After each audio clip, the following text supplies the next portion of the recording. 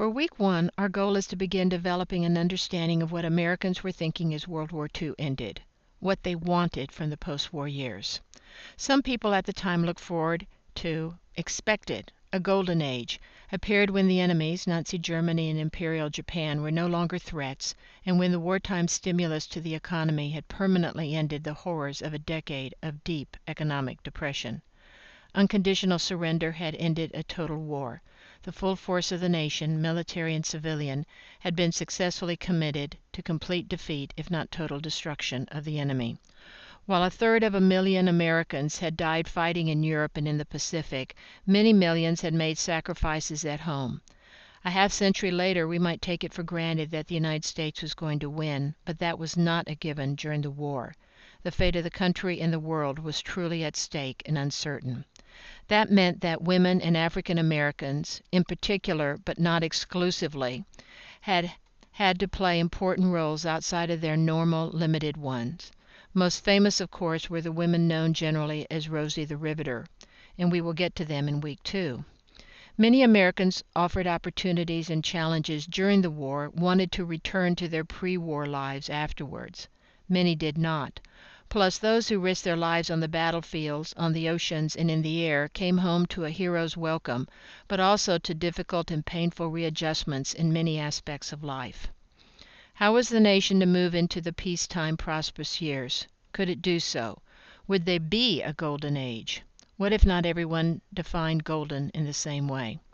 What if a new enemy threatened the country? How ready and willing would the country be to make further sacrifices? And what if not everyone even agreed on the threat?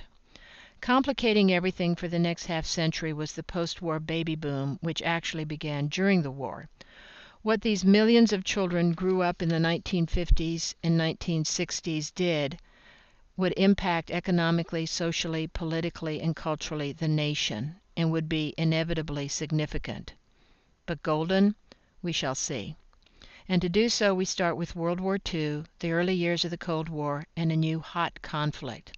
So as you read and watch the required assignments, articles, and films, think about a country exiting one of the most dangerous times in its history, and facing what quickly turned out to be a period of innovation and challenges, some good, some bad, but all with an unclear future.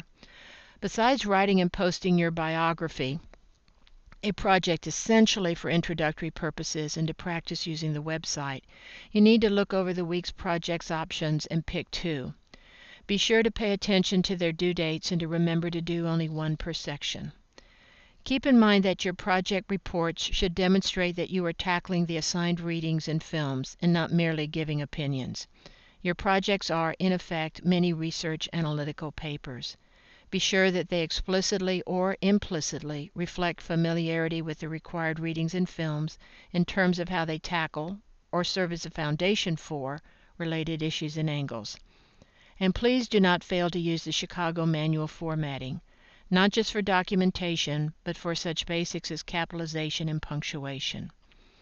If you have not checked the writing research page on the instructions page of the website, do so that you are aware of what is there that can help you complete projects as smoothly, quickly, and correctly as possible.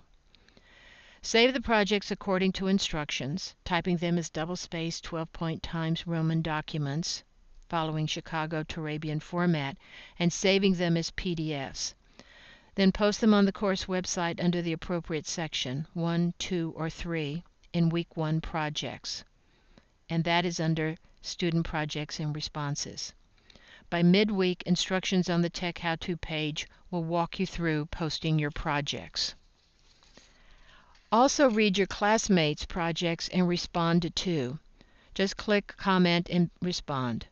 Be sure that your responses are substantive and supportive, even if you take a different approach. I realize that you may have questions, so please be sure to let me know whenever you do. Email is usually the quickest, and I will reply as promptly as possible.